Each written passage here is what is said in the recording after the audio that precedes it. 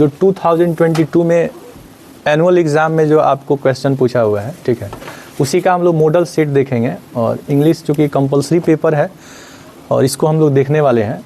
आपको बताए थे कि आपका जो कोई भी पेपर है उसका जो टाइमिंग होता है 3 आवर्स 15 मिनट्स का होता है। आपका एग्ज़ाम 3 आवर्स 15 मिनट्स का होगा और टोटल नंबर ऑफ़ क्वेश्चंस आपको बताए थे कि 100 कितना होता है, 11 होता है। आपको ये बताए थे कि ये 111 आपका मार्क्स नहीं है, ये नंबर ऑफ़ क्वेश्चंस है। ये क्या है, नंबर ऑफ़ क्वेश्चंस। तो आपसे अगर पूछा जाए कि टोटल नंबर ऑफ़ क्वेश्चंस कितना होगा आपके इंग्लिश पेपर में, तो 111 होगा। 100 कितना होगा, 11। 111 में 100 क्वेश्चंस आपका ऑब्जेक्टिव होगा और 11 क्वेश्चन आपका सब्जेक्टिव होगा। 11 क्वेश्चन क्या होगा, सब्जेक्टिव होगा। अब ये ऑब्जेक्टिव और सब्जेक्टिव आपका 2 पार्ट में बटा होता है। कितने पार्ट में, 2 पार्ट में। एक सेक्शन ए होता है और एक सेक्शन बी होता है, ठीक है, समझेंगे। यहाँ पे जो क्वेश्चन पेपर आपका होगा ना, ये डिवाइड होगा कितने पार्ट्स, कितने सेक्शन में, 2। एक सेक्शन ए होता है और एक सेक्शन क्या होता है, बी होता है। सेक्शन ए आपका ऑब्जेक्टिव टाइप होगा और सेक्शन बी आपका डिस्क्रिप्टिव होगा। डिस्क्रिप्टिव को ही सब्जेक्टिव कहा जाता है, डिस्क्रिप्टिव को ही क्या कहते हैं, सब्जेक्टिव कहते हैं। यहाँ पे जो हम लोग डिस्कस करने वाले हैं 2022 में ग्रामर में जितने भी क्वेश्चंस आपको पूछे गए हैं उसी को हम लोग क्या करेंगे, डिस्कस करेंगे और उसका एनालिसिस करेंगे और साथ ही साथ देखेंगे कि अगर आंसर सही है तो आंसर सही क्यों है और क्यों आंसर गलत है और क्यों आंसर सही है, इस दोनों को हम लोग देख लेंगे, ठीक है। चलिए देखिए, सबसे पहले तो आपको ये याद रखना है कि आपको क्लास 10th में कौन कौन सा वो चैप्टर है जहाँ से क्वेश्चन आपको पूछा जाएगा, ठीक है। तो आप यहाँ पे देख सकते हैं कि ये जो क्वेश्चन है ये आपका किस चैप्टर से है, वॉइस चैप्टर से है, ठीक है, वॉइस चैप्टर से है। और ये आपका ऑप्शनल क्वेश्चन है। यहाँ पे आपको चूज करना होता है करेक्ट ऑप्शन को। आपको 4 ऑप्शन मिलेगा, 4 ऑप्शन में एक ऑप्शन जो होगा सही होगा और 3 ऑप्शन आपका क्या होगा, गलत होगा। A B C D 4 option रहेगा। इसमें आपको बताना होता है कि कौन सा ऑप्शन करेक्ट है, ठीक है। तो यहाँ पे जैसे आप देख सकते हैं कि यहाँ पे कह रहा है कि एक्टिव वॉइस है, ये एक्टिव वॉइस हमको बताना है। हालांकि ये जो सेंटेंस दिया है ये किस वॉइस में दिया है, पैसिव में, ठीक है। तो आपको हमने बताया कि वॉइस को हिंदी में वाच्य कहते हैं और ये 2 तरह के होते हैं, एक एक्टिव होता है और एक पैसिव होता है। एक्टिव जो होता है वो सब्जेक्ट से शुरू होता है और पैसिव जो होता है वो ऑब्जेक्ट से शुरू होता है। एक चीज़ याद रखेंगे कि क्वेश्चन वर्ड्स में जितने भी क्वेश्चन वर्ड्स होते हैं हु को छोड़कर, किसको छोड़कर, हु, जो आपका हु होता है ना ये बाय हुम में चेंज हो जाता है। आप याद रखिएगा कि जो हु है ये चेंज हो जाएगा किस में, बाय हुम में। हु जो क्वेश्चन वर्ड है ये चेंज हो जाएगा बाय हुम में जब हम एक्टिव से क्या बनाएंगे, पैसिव बनाएंगे। तो आप बताइए हमको बताना क्या है, एक्टिव वॉइस बताना है ना। तो जो बाय हुम है वो कौन चेंज होता है बताइए, हु। तो सबसे पहले इसमें क्या आ जाएगा, हु हो जाएगा। अब एक बात बताइए कि यहाँ पे आप वाज का प्रयोग देख रहे हैं, तो एक्टिव वॉइस में ये पैसिव वॉइस में वाज वेयर तभी लगता है जब एक्टिव वॉइस में आपका क्या रहता है, वर्ब का सेकंड फॉर्म रहता है। जब वर्ब का सेकंड फॉर्म रहता है तो इसका passive voice was were plus क्या होता है, V3 होता है ना। जब आपका वर्ब का सेकंड फॉर्म होगा तो पैसिव में वाज और वेयर होगा ना। और हमको एक्टिव बताना है तो एक्टिव में हमको V2 देख लेना है। तो देखिए वाज के साथ अगर पेंटेड आया हुआ है तो ये वर्ब का थर्ड फॉर्म है, ये सेकंड फॉर्म नहीं है। सेकंड फॉर्म हमेशा सिंगल आता है, आप याद रखिएगा। सेकंड फॉर्म हमेशा क्या आएगा, सिंगल आएगा, ये डबल नहीं आ सकता है। देखिए जैसे यहाँ पे हैज पेंटेड दिया है ना, यहाँ पे वाज पेंटेड दिया है, तो इसमें कितने वर्ब्स आ रहे हैं, दोनों में डबल डबल वर्ब आ रहे हैं। तो दोनों में अगर डबल वर्ब आ रहे हैं इसका मतलब है कि ये वर्ब का थर्ड फॉर्म है। और आप याद रखिएगा जब थर्ड फॉर्म रहता है तो वाज वेयर का प्रयोग नहीं होता है। वाज वेयर का प्रयोग हम तभी करते हैं जब हमारा सेकंड फॉर्म दिया रहता है। अब यहाँ पे देखिएगा सेकंड फॉर्म के पहले कोई हेल्पिंग वर्ब नहीं है तो हमारा आंसर जो होगा वो क्या हो जाएगा, ए हो जाएगा। हु पेंटेड इट का पैसिव वॉइस हो जाएगा by whom was it painted, by whom was it painted हो जाएगा। बात समझ में आया। ये आपका कहलाएगा सिंपल पास्ट टेंस का पैसिव वॉइस और ये कहलाएगा सिंपल पास्ट टेंस का एक्टिव वॉइस। अब नेक्स्ट क्वेश्चन को हम लोग देखेंगे। नेक्स्ट क्वेश्चन क्या कह रहा है, आपको ये याद रखना है कि वॉइस आपका सिलेबस है और इसको अच्छे से आपको याद भी रखना है। और वॉइस से क्वेश्चन भी आपको 9th 10th में भी पूछता है, 11th 12th में पूछता है। साथ ही साथ जितने भी जनरल कंपटीशन एग्जाम होते हैं उसमें इंग्लिश अगर क्वेश्चन पूछता है तो डायरेक्ट, इनडायरेक्ट और एक्टिव पैसिव से क्वेश्चन जरूर आता है। अब एक बात समझेंगे, यहाँ पे कह रहा है कि हमको एक्टिव वॉइस बताना है, यानी कि ये जो सेंटेंस हमारा दिया हुआ है ये किस में दिया हुआ है बाबू, पैसिव में दिया हुआ है। पैसिव में दिया है। एक चीज हमने आपको बताया था कि अगर एक्टिव वॉइस में कोई सेंटेंस V1 से शुरू होता है तो जब हम इसका पैसिव वॉइस बनाते हैं तो यह सेंटेंस लेट से शुरू होता है। किससे शुरू होगा? लेट। लेट के बाद ऑब्जेक्ट होता है, ऑब्जेक्ट के बाद बी होता है, इसके बाद वर्ब का थर्ड फॉर्म होता है। ठीक है, ये इंपरेटिव सेंटेंस का पैसिव वॉइस होता है। किसका होता है?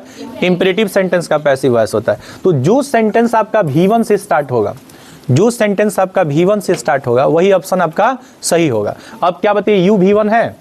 नहीं है। क्या दे V1 है? नहीं है। क्या ही V1 है? आंसर क्या हो जाएगा? सी। सी आंसर हो जाएगा। Shut this door. अब शट दिस डोर का पैसिव जब चेंज कीजिएगा तो सबसे पहले आपको लेट लिखना है। क्या लिखना है? लेट।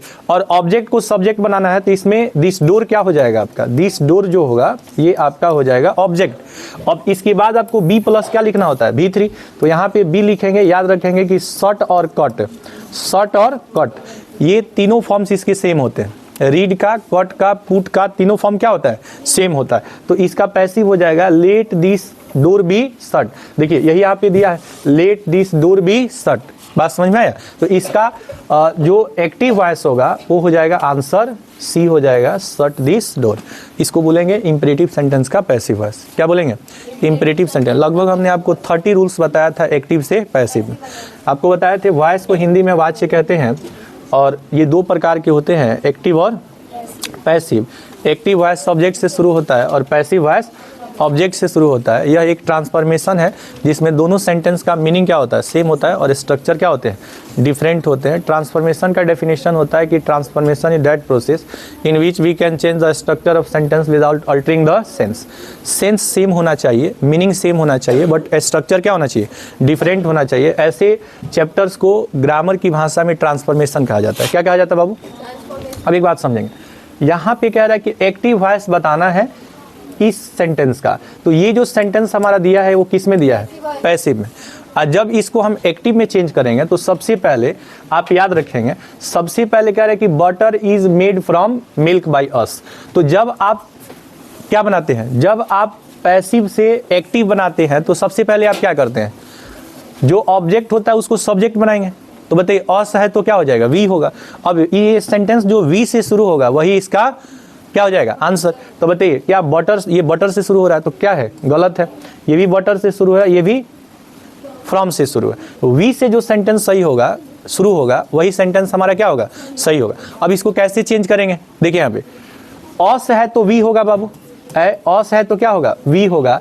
आप याद रखिएगा यहाँ पे जो मेड दिया हुआ है, मेड दिया है तो वी के साथ यहाँ पे मेक का प्रयोग करेंगे। किसका प्रयोग करेंगे? We make. ठीक है। और यहाँ पे जो सब्जेक्ट है इसको हम लोग क्या बनाएंगे? ऑब्जेक्ट बना देंगे। और यहाँ पे फ्रॉम क्या है? फ्रॉम मिल्क है तो यहाँ पे हम लोग लिख देंगे फ्रॉम क्या? मिल्क। From milk. कह रहा है कि we make butter from milk, यानी कि बटर हम लोग किससे बनाते हैं? मिल्क से बनाते हैं। यानी कि दूध से ही हम लोग मक्खन बनाते हैं। दूध से ही हम लोग क्या बनाते हैं? मक्खन बनाते हैं, बटर बनाते हैं। बात समझ में आया? तो आप याद रखेंगे इसका आंसर क्या हो जाएगा? आंसर क्या होगा? बी हो जाएगा। कुछ समझ में आ रहा है आप लोगों को? याद रखिएगा कि आपका जो मेक का, मेक और मैक्स V1 और क्या होता है? V5। और जब V1 और V5 रहता है तो पैसिव वॉइस में हम लोग इज एम आर का प्रयोग करते हैं। और जब वाज वेयर का प्रयोग होता है ना तो एक्टिव में V2 लगता है। अब V2 अगर दिया हो तो पैसिव में वाज वेयर प्लस V3 का प्रयोग किया जाता है। ठीक है। नेक्स्ट सेंटेंस हम लोग देखेंगे 64 देखेंगे। ये क्या कह रहा है? कह रहा है कि एक्टिव वॉइस आपको बताना है। सेंटेंस दिया है किसमें? पैसिव में। कह रहा है I was shocked by the letter. कह रहा है कि पत्र को देखकर मुझे बहुत ही शौक हुआ, मतलब मुझे बहुत ही आश्चर्य हुआ। ठीक है। अब ये आप याद रखेंगे कि अगर किसी भी पैसिव में आपको वाज और वेयर दिख जाए, ठीक है, और इसके साथ वाज वेयर आएगा तो V3 आएगा, क्योंकि पैसिव में तो हमेशा V3 लगता है। बस इसको हमको चेंज कर देना है किसमें? V2। बाकी हमको कुछ नहीं देखना है। आप याद रखिएगा V2 कभी हेल्पिंग वर्ब के साथ नहीं आता है। इसमें हेल्पिंग वर्ब है इसलिए क्या है? गलत है। इसमें भी हेल्पिंग वर्ब है इसलिए क्या है? गलत है। अच्छा, द शॉक्ड मी इसमें सब्जेक्ट ही नहीं है इसलिए क्या है?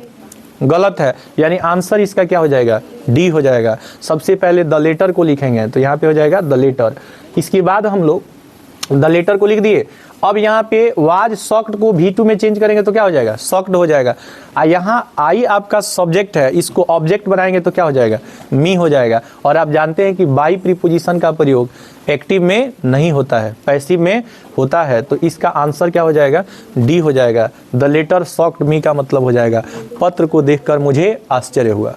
पत्र को देख करके मुझे क्या हुआ, आश्चर्य हुआ, यानी पत्र ने मुझे आश्चर्यचकित किया। नेक्स्ट सेंटेंस क्या कह रहा है, आप याद रखेंगे कि जब भी कोई सेंटेंस अगर डोंट से शुरू हो रहा है, किससे शुरू हो रहा है बाबू, डोंट से शुरू हो रहा है, ठीक है। कह रहा है कि डोंट टच द स्विच, कह रहा है डोंट टच द स्विच, ठीक है। अब यहाँ पे समझिए इसका पैसिव वॉइस क्या होगा, क्या कह रहा है, पैसिव वॉइस बनाना है, ठीक है।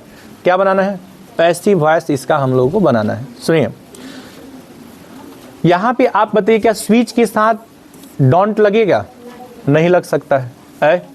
आप याद रखिएगा स्विच के साथ कभी डोंट का प्रयोग नहीं होगा। The switch does not be touch, ठीक है, the switch does not be touched और द स्विच नीड नॉट, ये नीड और मस्ट तो इसमें होगा नहीं। आंसर क्या हो जाएगा, सी हो जाएगा। सुनिए सबसे पहले ऑब्जेक्ट को हमको क्या बनाना है, सब्जेक्ट, तो क्या हो जाएगा द स्विच। द स्विच के साथ क्या लगेगा, डू लगेगा कि डज लगेगा, क्या लगेगा बोलिए। यहाँ पे आप याद रखिएगा, यहाँ पे हम लोग इज का भी प्रयोग कर सकते हैं, किसका, इज का। डज की जगह पे किसका प्रयोग कर सकते हैं, इज का। The switch is not be touched हो जाना चाहिए, क्योंकि यहाँ पे डज के साथ कभी बी प्लस V3 का प्रयोग नहीं होता है। इसका पैसिव हालांकि होना चाहिए, पैसिव होना चाहिए, let the switch not be touched होना चाहिए, ठीक है। लेकिन अगर ऑप्शन में ये नहीं दिया है, अगर ये ऑप्शन में नहीं दिया है तो जो ऑप्शन में दिया है उसी को हम लोग करेक्ट करेंगे। बात समझ में आ रहा है, आंसर इसका क्या हो जाएगा, सी हो जाएगा। नेक्स्ट सेंटेंस देखेंगे, नेक्स्ट सेंटेंस देखेंगे 66 क्या कह रहा है, 66 बाबू ध्यान दीजिए, 66 क्या कह रहा है। पैसिव वॉइस आपको बताना है, पैसिव वॉइस बनाना है, someone is following us, someone is following us, कोई हम लोगों का पीछा कर रहा है। फॉलो मीन्स क्या होता है, पीछा करना, कोई हम लोग की क्या कर रहा है, पीछा कर रहा है, ठीक है। अब यहाँ पे समझेंगे, यहाँ पे अस है, क्या है, अस, तो अस को जब आप चेंज कीजिएगा तो वी होगा बाबू। आपको जब V4 दिख जाए तो इसमें आपको क्या ढूंढना है, बीइंग, बीइंग वाला सेंटेंस ही क्या होगा, सही होगा, बीइंग वाला सेंटेंस ही सही होगा। अब एक बात समझिए, इस तीनों चारों सेंटेंस में बीइंग एक ही में लगा हुआ है, किसमें लगा है, सी में। तो देखिए अस है तो क्या हो जाएगा, वी होगा, वी के साथ क्या लगता है बाबू, आर, हेल्पिंग वर्ब के बाद आपको क्या लगाना है, बीइंग, इसके बाद V3 लिखना है। तो बताइए फॉलो का V3 क्या हो जाएगा, फॉलो। आप याद कीजिए, आपको एक नोट बताए थे कि जब वाक्य का subject someone, somebody, no one, nobody, people, public, doctor, teacher होता है तो इसका प्रयोग बाई के साथ पैसिव वॉइस में नहीं किया जाता है। याद आ रहा है आप लोगों को, बताइए क्या इसका प्रयोग होता है, जिंदा हैं आप लोग, हाँ तो पूछ रहे हैं तो बोलना भी है ताकि लगे कि आप लोग जिंदा हैं, ठीक है। आवाज नहीं आता है, नहीं बोलते रहना है, जो पूछेंगे तो बोलना है। चलिए अब नेक्स्ट सेंटेंस देखिए क्या कह रहा है, नेक्स्ट सेंटेंस क्या कह रहा है। इसके पहले जितने भी हम लोग सेंटेंसेस को सॉल्व किए वो सबका सब आपका कौन सा चैप्टर था, बताइए, वॉइस, जिसमें आपको एक्टिव से पैसिव भी पूछ सकता है और पैसिव से एक्टिव भी पूछ सकता है। बात समझ में आया। लेकिन अब जब जो हम लोग बनाने जा रहे हैं यह है आपका डायरेक्ट से इनडायरेक्ट स्पीच, यानी यहाँ पे हम लोग डिस्कस करने वाले हैं नारेशन चैप्टर के बारे में। नारेशन का दूसरा नाम क्या होता है, स्पीच, तीसरा नाम स्टेटमेंट, हिंदी में इसको कथन कहते हैं। दो प्रकार के होते हैं, डायरेक्ट और इनडायरेक्ट। एक को कहते हैं प्रत्यक्ष, एक को कहते हैं अप्रत्यक्ष। जो प्रत्यक्ष कथन होता है, जो डायरेक्ट स्पीच होता है, इन्वर्टेड कमा के अंदर होता है, और जो इनडायरेक्ट, डायरेक्ट स्पीच इन्वर्टेड कमा के अंदर होता है, इनडायरेक्ट स्पीच इन्वर्टेड कमा के बाहर होता है और किसी न किसी कंजंक्शन से जुड़ा होता है। इनडायरेक्ट स्पीच में हमेशा असर्टिव सेंटेंस का प्रयोग किया जाता है, असर्टिव सेंटेंस के अंत में हमेशा फुल स्टॉप रहता है। डायरेक्ट स्पीच में कोई भी सेंटेंस हो सकता है, लेकिन इनडायरेक्ट में जब भी चेंज करेंगे तो उसमें असर्टिव सेंटेंस का ही प्रयोग करेंगे। इतनी बात आपको समझ में आ रही है कि नहीं आ रही। चलिए, जैसे ही आपको यहाँ पे डैट दिखा, इसका मतलब है कि ये स्पीच आपका इनडायरेक्ट स्पीच है। और आपको इसको चेंज करना है किस स्पीच में, डायरेक्ट, तो दैट के बदले आपका आ जाएगा कमा, इन्वर्टेड कमा, ठीक है। अब एक बात समझिएगा, यहाँ पे हैड नॉट स्टोलन दिया हुआ है, हैड नॉट स्टोलन अगर है तो याद रखिएगा, अगर चेंज ऑफ टेंस जब आप पढ़िएगा तो उसमें नियम होता है कि जो सिंपल पास्ट टेंस होता है इसको हम लोग पास्ट परफेक्ट टेंस में चेंज करते हैं, और सिंपल पास्ट टेंस का निगेटिव सेंटेंस में हमेशा डिड नॉट लगता है। क्या लगता है? तो जिसमें डिड नॉट होगा वही हमारा आंसर सही होगा। बात समझ में आया? जिसमें डिड नॉट होगा वही आंसर हमारा सही होगा। तो डिड नॉट किस में है? बी में है, तो बी आंसर हमारा सही होगा। क्यों सही होगा समझिए। सबसे पहले तो आप देखिए यहाँ पे डायरेक्ट स्पीच में जो सब्जेक्ट है वो सेम रहता है, रिपोर्टिंग वर्ब भी सेम रहेगा। जो डैट है उसके बदले हम लोग कमा, इन्वर्टेड कमा का प्रयोग करते हैं, तो कर दिए। अब यहाँ पे कह रहा है कि पास्ट परफेक्ट टेंस को जब डायरेक्ट स्पीच में चेंज करेंगे तो वो पास्ट इंडेफिनिट टेंस में चेंज होगा। पास्ट इंडेफिनिट में निगेटिव सेंटेंस क्या होता है? Did not.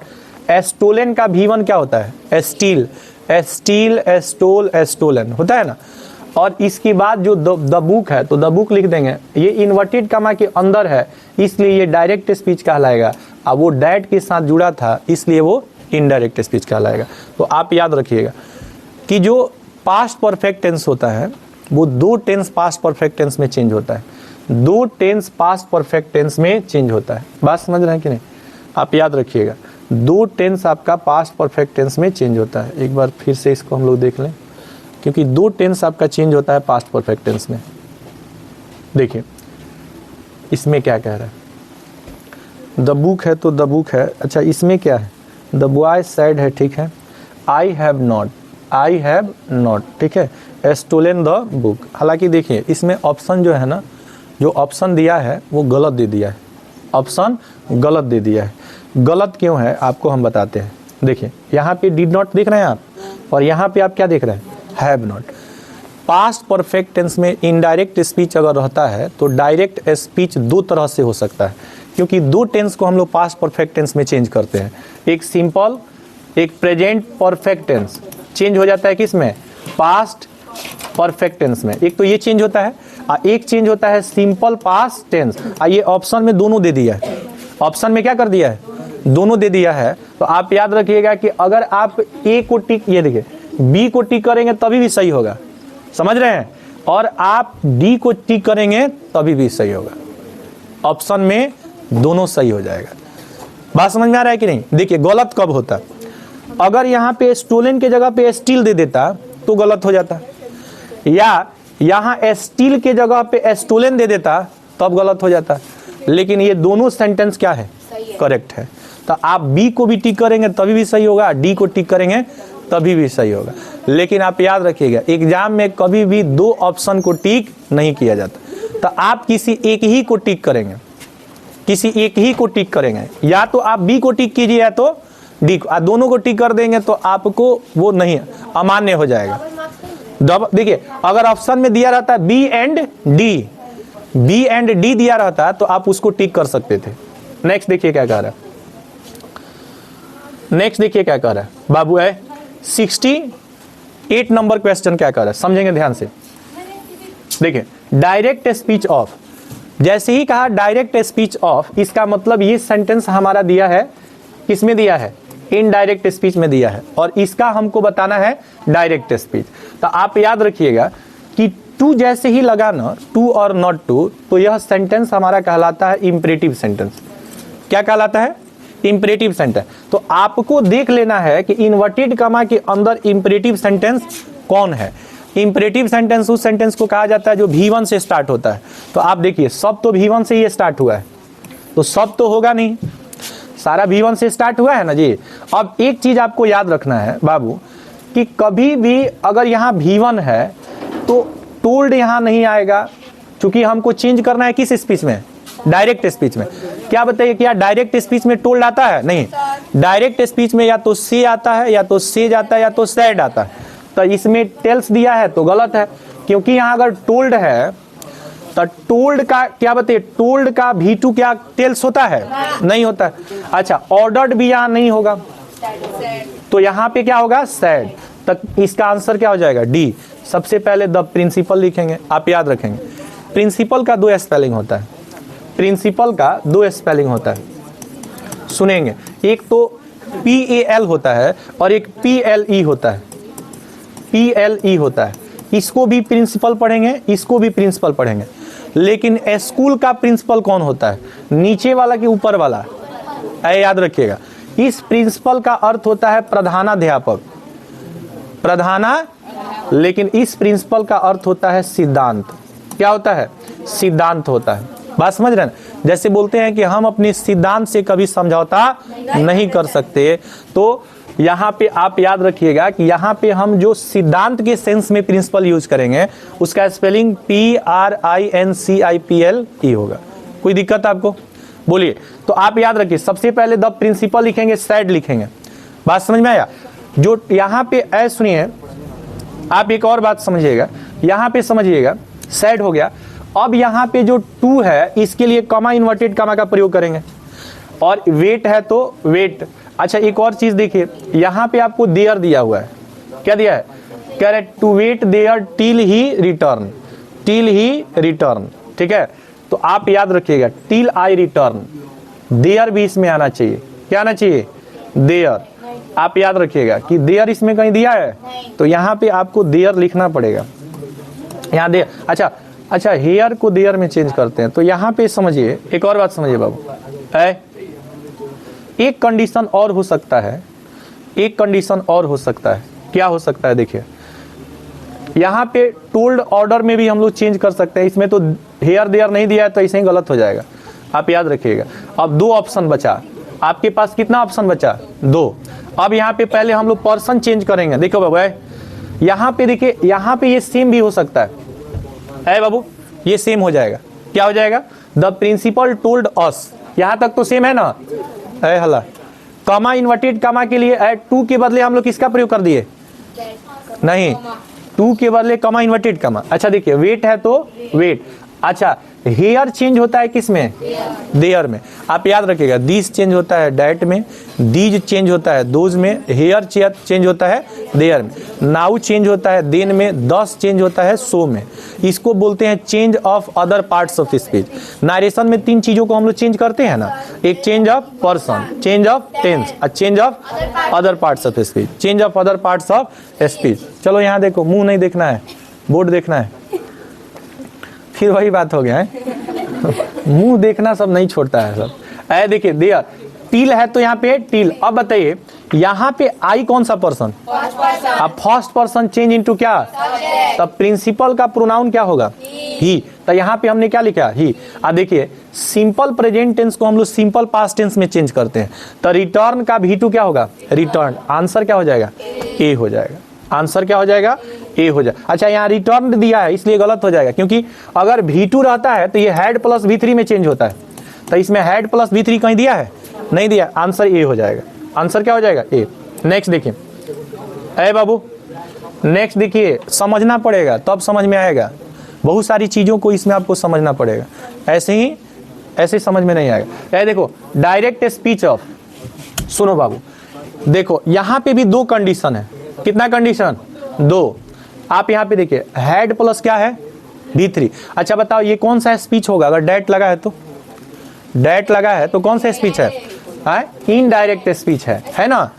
अब यह बताइए बाबू, अगर इनडायरेक्ट स्पीच है तो हेड प्लस V3 कौन सा टेंस होगा? बताइए, हेड प्लस V3 कौन सा टेंस होगा? पास्ट परफेक्ट टेंस होगा। अब पास्ट परफेक्ट टेंस अगर इनडायरेक्ट स्पीच में है तो कौन कौन सा टेंस पास्ट परफेक्ट टेंस में चेंज होता है? बताइए। एक पास्ट इंडेफिनिट टेंस चेंज होता है, एक पास्ट परफेक्ट टेंस। अब यही आपको देख लेना है। क्या बताइए, ये दोनों में से कोई है? ये तो प्रेजेंट हो जाएगा। अच्छा, ये हो जाएगा आपका, होगा ना? लेकिन इसमें मे और कैन लगा है तो नहीं होगा, तो आंसर क्या हो जाएगा? बी। अब देखिए कैसे चेंज हुआ है। सबसे पहले दे है तो हमने क्या लिख दिया? दे को दे लिख दिया। अब यहाँ सैड को हमने क्या लिखा? सैड। कमा, इन्वर्टेड कमा के बदले हम लोग क्या लगा दिए? डैट। अब हम लोग पर्सन चेंज करेंगे। क्या चेंज करेंगे? पर्सन। पर्सन जब चेंज कीजिएगा तो वी कौन पर्सन? First person. तो 1 2 3 होता है ना जी, 1 2 3 मतलब SON। ये पर्सन है और ये आपका है। देखिए चेंज कैसे होता है, फर्स्ट पर्सन सब्जेक्ट के अनुसार, सेकंड पर्सन ऑब्जेक्ट के अनुसार और थर्ड पर्सन नो चेंज होगा। तो बताओ वी कौन पर्सन, तो चेंज इनटू तो क्या हो जाएगा। आप बताइए ये कौन सा टेंस है, प्रेजेंट परफेक्ट टेंस। अब प्रेजेंट परफेक्ट को इनडायरेक्ट में किस में चेंज करेंगे, तब पास्ट परफेक्ट टेंस में कौन सा वर्ब लगता है, हैड प्लस V3। तो यहाँ पे हैड प्लस V3 लिख दिए। अब आप बताइए कि हेयर किस में चेंज होता है, हेयर चेंज हो जाता है देयर में चेंज होगा। अब बाकी अदर वर्ड बच्चा फॉर ए लॉन्ग टाइम, तो लिख देंगे for a long time. Answer क्या हो जाएगा, बी हो जाएगा। आंसर इसका बी हो जाएगा, आंसर हो जाएगा बी। जा उड़ गई पंछी, घड़िया बहुत पैसा लगा है इसमें, समझ रहे हैं। इस घड़ी का लगभग 6 साल हो गया। अब छोड़िए 10 रुपये, 10 रुपये का घड़ी 6 साल चलेगा। चलिए वो मिठाई वाला नहीं है। ए बाबू चलो आगे देखो, इनडायरेक्ट स्पीच बताना है आपको। देखो इस मनमनाना शुरू कर दिया। आगे आओ तो आगे, पीछे वाला बेंच, आगे चलो। 1 सेकेंड में जब हम बोले ना तो क्विक एक्शन लेना है, अन्यथा की स्थिति में अगर हम उतर जाएंगे तो बहुत बुरा हो जाएगा। आगे चलो, यहाँ बैठो, यहाँ सामने। हाँ कल से यहीं बैठना है तुम लोग। अगर पढ़ने आना होगा तो यहाँ बैठना, नहीं तो घर पे आराम करना तुम लोग, ठीक है। और दोनों काम मत सोचना कि जा रहे हैं वहाँ बतियाने बैठ कर। कल से यहाँ छोड़ करके या तो पढ़ने मत आना या तो यहाँ बैठना, याद रहेगा ना। कहेंगे नहीं कल से, ऐ सुनो हल्ला मत करो सब, यहाँ पे देखो। ऐ फिर हल्ला कर रही है, छोड़ो वो छोड़ो, पहले देखो ध्यान दो यार। इनडायरेक्ट स्पीच बताना है बाबू, क्या बताना है। देखिए यहाँ पे आप याद रखिएगा, ये आपको दिया है कौन सा स्पीच दिया है, डायरेक्ट स्पीच। पीछे बात नहीं होना चाहिए, नहीं तो जिंदगी की आखिरी रात हो जाएगा। चलिए यहाँ देखिए, सुनो यहाँ बाबू है, बताओ सबसे पहले हमको आई है सब्जेक्ट, तो सब्जेक्ट को सब्जेक्ट लिख देंगे। एक चीज आप बताइए कि ये जो सेंटेंस आप देख रहे हैं यह कौन सा सेंटेंस है, सेंटेंस पूछ रहे हैं जी, तो टेंस बता रहे हैं। पूछेंगे सेंटेंस तो बताओगी टेंस। कौन सा सेंटेंस है जी, असर्टिव सेंटेंस। असर्टिव सेंटेंस है तो असर्टिव सेंटेंस में नियम होता है कि रिपोर्टिंग वर्ब को हम लोग टेल में, टेल्स में और टोल्ड में चेंज करते हैं ना। तो सेड टू को हम लोग किस में बदल देंगे। अच्छा सब में टोल्ड लगा हुआ है तो सब तो होगा नहीं, और आगे बढ़ेंगे। अब यहाँ पे माई सिस्टर है तो माई सिस्टर भी सब में लगा हुआ है।